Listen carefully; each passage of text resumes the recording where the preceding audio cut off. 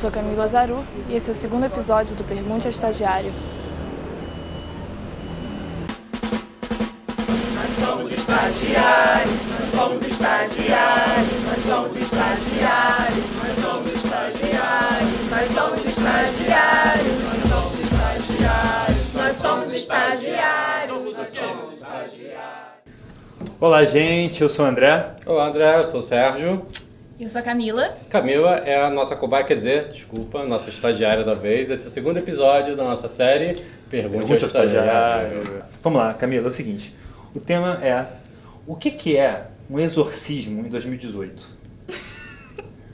Não está brincando? Tem uma galera que leva isso a sério. Tem uma galera que vomita verde por causa disso. Você não brinca com isso não, que vira a cabeça. O negócio de exorcismo não é brincadeira não. Vamos levar isso a sério.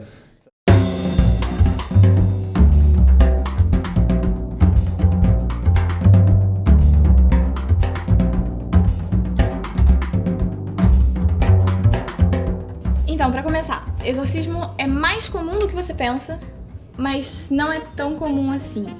Depende da religião que a gente está conversando. Eu procurei a PUC, por ela ser uma universidade de tradição católica e ter estudiosos sobre religião.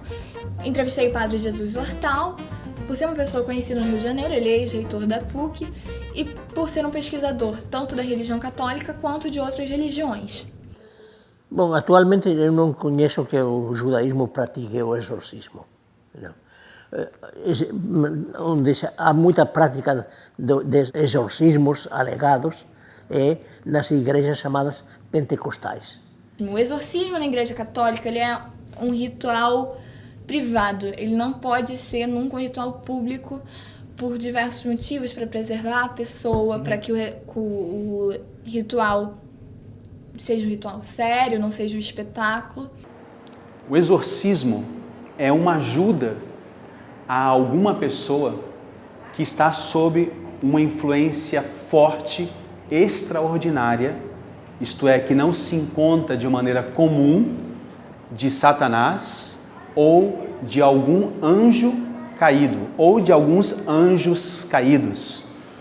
Que é diferente das igrejas neopentecostais. Isso. Bem diferente os tipos de exorcismos. Primeiro que eles também não usam tanto o termo exorcismo. Eles falam muito mais da expulsão de demônios. Eu falei com o pastor Alexandre. Que dá um curso, não dá isso? Que dá um curso Na lá em casa do Cuiabá. Senhor, na igreja da casa do Senhor. Na igreja da casa do Senhor, ele dá um curso de expulsão de demônios. De acordo com o pastor, qualquer pessoa que siga os fundamentos da Bíblia, que seja uma pessoa de fé, é capaz, em nome de Jesus, de tirar os demônios de alguém. Bom, esse curso ele é voltado na área de libertação e expulsão de demônios. É um curso onde nós iremos ensinar os participantes a como reagir e efetuar uma oração de expulsão de demônios. E estaremos também falando sobre a preparação que um servo de Deus tem que ter antes de enfrentar um território, né, onde tem uma pessoa possuída, e também nós iremos explicar na prática como que você expulsa diante de diversas situações que você pode encontrar. Aí temos que colocar um grande ponto de interrogação. Qual é o sentido que eles dão ao exorcismo? Porque me parece que Jesus foi vencido, porque o mundo continua dominado pelo demônio. E então encontram capetas por toda parte. Porque o contato é 3, esses demônios vão pra garrafa e a maldição vai acabar na vida dela. Conta comigo, igreja. 1, 2, 3. Glória a Deus. Sai e sai. Tá todo mundo liberto, pode levantar. É comum encontrar um caso de possessão? Graças a Deus, não. Se eu contabilizar as pessoas que eu já ajudei na área de expulsão de demônios, pessoas que estavam possessas, em torno aí de, no mínimo, aí eu creio que umas 600 pessoas. A teologia católica já fala que é uma ação extraordinária de Satanás. Isto é, a gente encontra extraordinariamente. Eu tenho culto 3 a 4 vezes por semana. Todas as semanas acontece casos assim. Eu tenho casos de crianças manifestando demônios. Se eu falar isso para você, você fica de boca aberta. A afirmação fundamental nossa deve ser: Cristo triunfou sobre o mal, sobre o demônio, e por isso é muito raro que aconteça uma possessão diabólica. Não, mas isso que é legal nessas religiões, que é a parte onde elas convergem. O nome de Jesus é a autoridade máxima. Então, independente qual seja o tipo de demônio, a gente tem vários tipos de demônio, pode ser Satanás, pode ser um anjo caído, o demônio obedece. Na verdade, quem está expulsando é Jesus, a gente é só representante dele aqui na Terra para expulsar.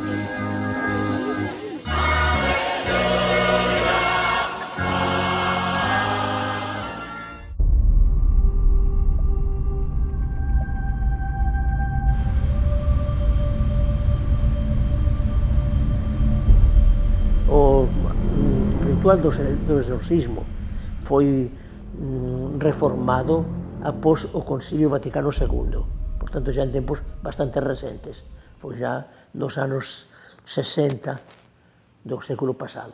Né?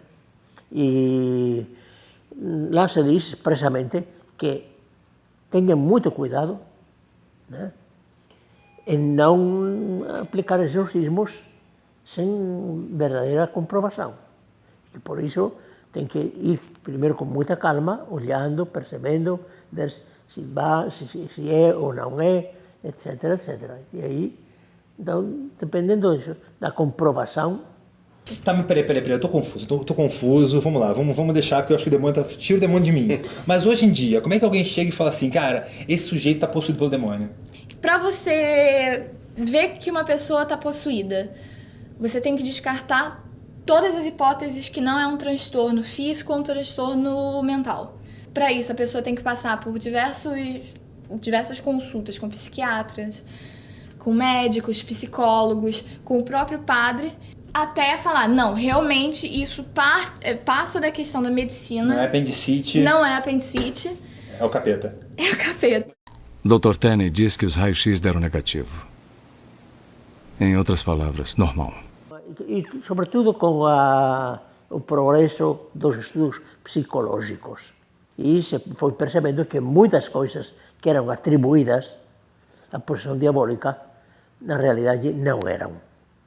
Mas o padre, ele tem alguma coisa assim que ele vira e fala assim, eu tenho uma, né, sei lá, um checklist. Tem umas listinhas, pra vamos dizer fazer. Se tá possuído ou não. Vamos fazer esse checklist.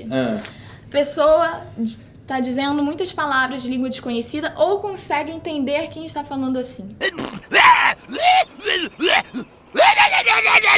Ele começa a revelar também coisas distantes e ocultas, que a gente não tinha conhecimento. I see dead people.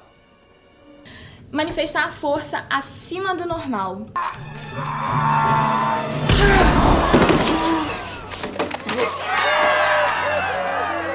Isso é até interessante porque a gente conversou nesse meio tempo com um padre da Igreja Católica e um pastor da Igreja Evangélica. E os dois relataram isso. As pessoas demonstram uma força muito acima do normal. O demônio toma posse do corpo da pessoa. Por exemplo, num caso que eu atendi de uma senhora muito velhinha, 80 anos, estava com uma possessão, estava rezando, fazendo exorcismo. De repente, aquela senhora levantou um banco da igreja, pesadíssimo, que eu não conseguia levantar, e jogou em cima de mim. Ela não tinha aquela força. Então você diz, opa, aí tem um sinal interessante de que essa pessoa realmente está possuída. E assim, tem outros pontos importantes também, que é a aversão a símbolos sagrados, a aversão completa a Jesus, a imagem de Maria. São esses sinais. Claro que também são analisados o perfil dessa pessoa, o histórico, tudo isso. E é assim que você vê, analisando se a pessoa está sob possessão ou se é outra coisa. Uma coisa muito legal assim, inusitada, que eu não sabia, é que existe diagnosticado um transtorno chamado possessão. E na medicina, uma pessoa pode estar possuída de acordo com esse diagnóstico da psiquiatria. A classificação psiquiátrica não vai entrar no mérito de qual que é a origem disso. A classificação vai dizer pela manifestação.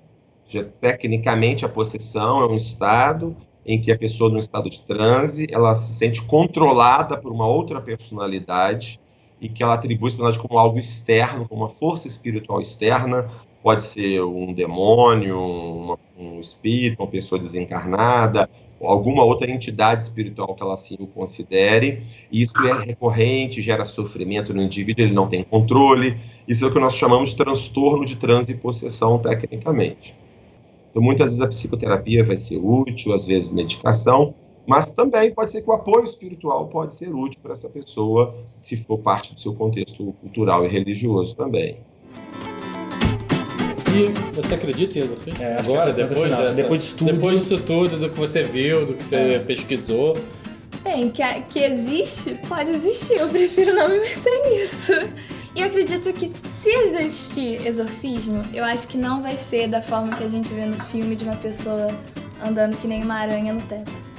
Ou virando a cabeça. Ou virando a cabeça. Amém.